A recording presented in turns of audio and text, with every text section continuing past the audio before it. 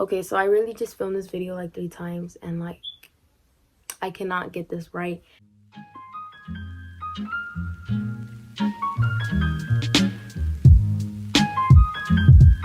Guys, welcome back to my channel. If you're new, please hit that subscribe button. If you're not, thank you for watching again.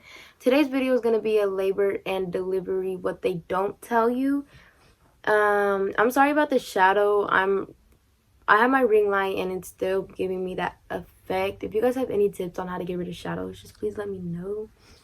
But disclaimer, anything that I'm telling you is not medical advice. I am not a professional. I am not a doctor. I'm just telling you my side of my labor and delivery. So let's get into this video. Okay, so the things that they don't tell you is basically just things that they don't really cover. If you do go to birthing classes, they don't tell you really what's gonna happen, just because everyone's labor is different. I am not saying that your like labor delivery is gonna be my labor and delivery. I'm just giving you the insides of what actually happens. Okay, so the first thing that I have on this list is you do get contractions after giving birth. So when you get contractions, it's more like a tightening pain down there. That's kind of how I figured out I was getting contractions, because it just feels like a period cramp, but like way more intense. When I would have my period cramps, I would like literally stay in bed all day. Like I could barely walk because my pains were just so crucial. So just imagine like labor and delivery. I honestly didn't know that you do get contractions after giving birth, because I had started breastfeeding my baby. I don't know if I mentioned this, but she's 4 months now. I have a daughter. If you're new to my channel, I have a daughter. She is 4 months, so I am 4 months postpartum. Anyway, besides the point, when I had started breastfeeding my baby, it was like probably like right after like 30 minutes, probably. I say 30 minutes to an hour after I had fed her. When I was in the labor and delivery room, I didn't feel any pain. Like I didn't feel no contractions at all until I went to the postpartum room, and that's when I started getting more intense pains. I like knowing that I can't move because my legs were like not paralyzed, but you know, like I couldn't feel my legs. I had the epidural. Um, it just made it so much worse because like I would get a cramp and I would want to get up, and like I couldn't because I couldn't feel my legs. And I would always like run to the bathroom whenever I have a cramp. I don't know why. I just sit in the bathroom whenever I have a cramp because it just feels so much better than just laying in bed. But yeah, so I couldn't feel my legs, so I couldn't get up, and I was, you know, crying. Like it hurts, you know. And then I thought it was like me that was cramping, you know what I mean? Like I thought it was me, but it was just because when your baby does when you do breastfeed your baby, you get cramps. Not cramps, but you get contractions. So yeah, that's one thing that they don't tell you. Well, one thing I didn't know. Another thing is when your water breaks, it's not always like the movies. I know people like explain it like, oh, it was a big gush of water. For me, it was not. It was nothing like that. It literally took me 8 hours to go to the hospital because I didn't know if it was my water or not. I gave birth preterm, preterm, I don't know, something like that. I gave birth at 38 weeks and 6 days, I'm pretty sure. Yeah, I gave birth at 38 weeks and 6 days. So I didn't really know if it was my water or not because I was just, you know, I was late. I mean, I was early still. I had like what, like 3 more weeks, 2 more weeks to go. What had happened was I had just felt a little bit of water, like not water, but a little bit of like discharge, and I was like, oh. I remember sitting in the car and my mom had took me to McDonald's, and then all I feel is just like I just feel hella wet down there, like if I peed myself a little bit, like if I peed a little bit, which is normal because when you're pregnant you can't hold in your pee, so you do pee yourself a little bit, like just a little bit. So I thought I like peed myself, honestly, but I didn't.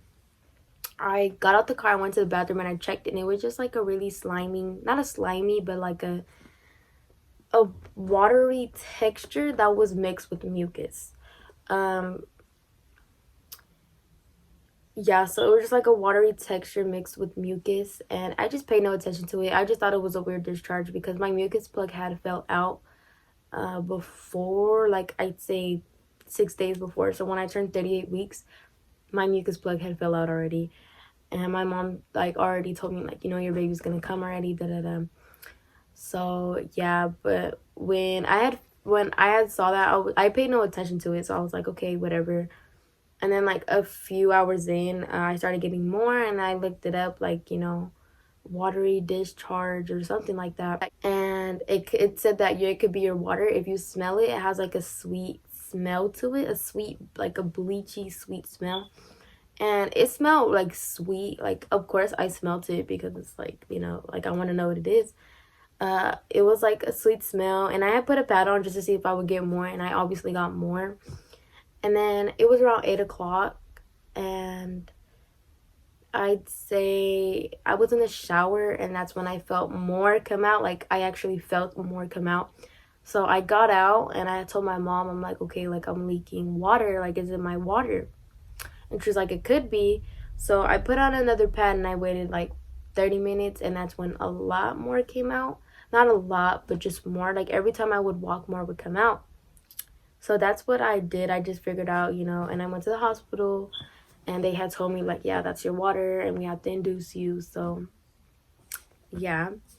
um the second thing that they don't tell you is that you don't have to have your doctor in there when you're pushing. I mean, obviously your doctor has to be there to deliver your baby, but when you're pushing, he's probably not going to be in there, just because, like, unless like you're like a champ and you push your baby out with 2 pushes, then yeah.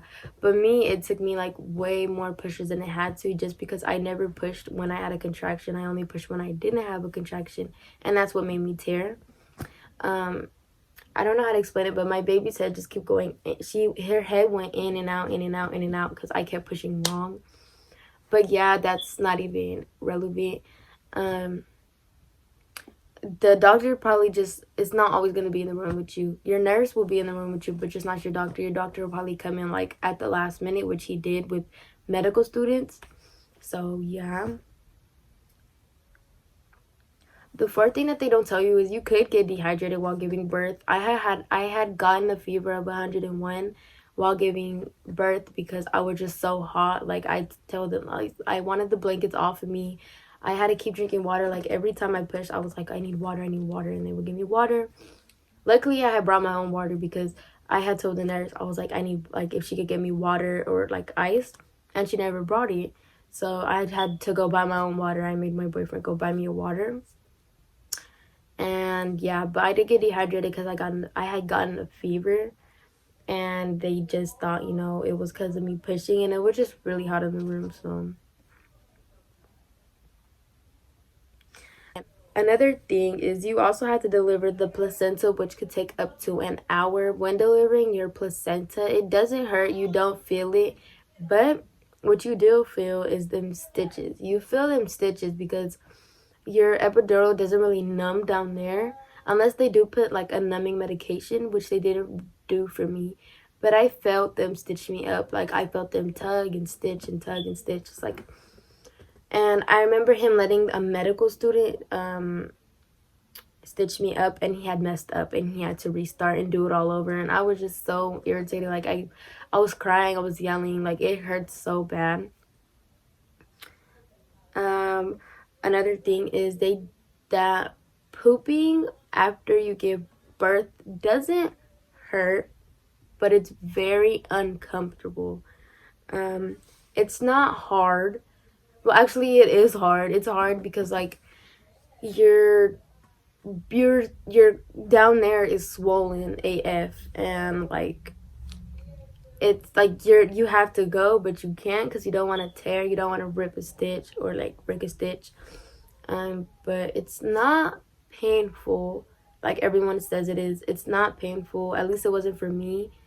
It took me about 4 days to go, though, because I just didn't really eat like that after I gave birth, so it just took me like a while. Another thing is that if you do not pee after you give birth, they will put a catheter in you again. um I don't know how the catheter felt, because my legs were numb, like, going in. But all I know is I felt it, and it was uncomfortable. It was really uncomfortable, and I felt it. I just felt really heavy down there. And it was just really, like, I don't know. It wasn't painful. It was just hella uncomfortable. And you have to pee or they will put a catheter in you. Like that's just protocol. They will put a catheter in you if you cannot pee. I peed like literally after they stitched me up. I peed like 10 minutes after they stitched me up because I had to pee so bad. Like all them fluids that are just going like in you obviously have to come out, and it was just so much. I remember peeing for like straight 2 minutes. But yeah, a lot of you guys have questions about like how long it takes to heal down there. I can't really answer that, but I do know it takes about 6 weeks, but not everyone is the same. Some people heal faster, some people heal slower. But your down there gets swollen really, really bad. Like I'm talking about like maybe this big. It's swollen, and don't be alarmed. Don't be like it's not gonna go back to normal, because girl, it's gonna go back to normal.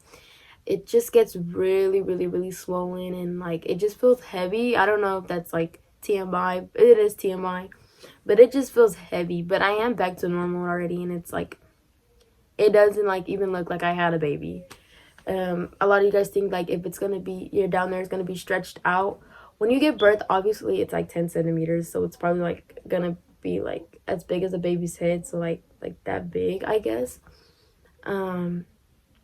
But obviously it bounces back, so it goes back to normal within time. It took me like right now I'm back to normal, so it didn't take a while. But I was swollen down there for a good week, just because I tore like in 3 different places, got stitches like literally everywhere. I tore places that you don't usually tear because of how I pushed. So yeah.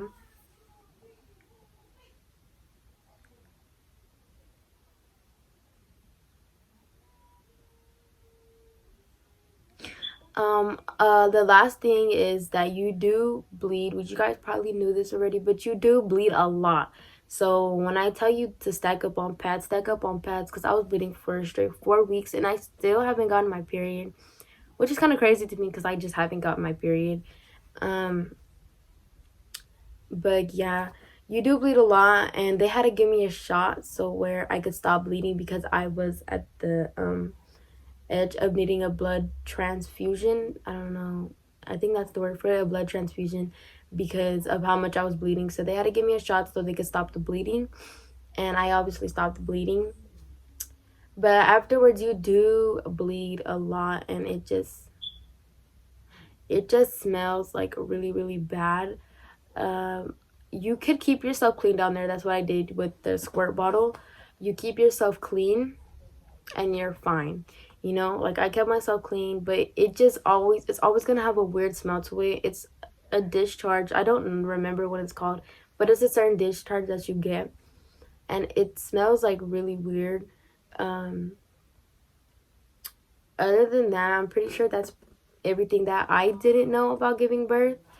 I hope you guys enjoyed this video. Give it a like, subscribe, comment. Let me know what you guys want to see next, and thank you for watching.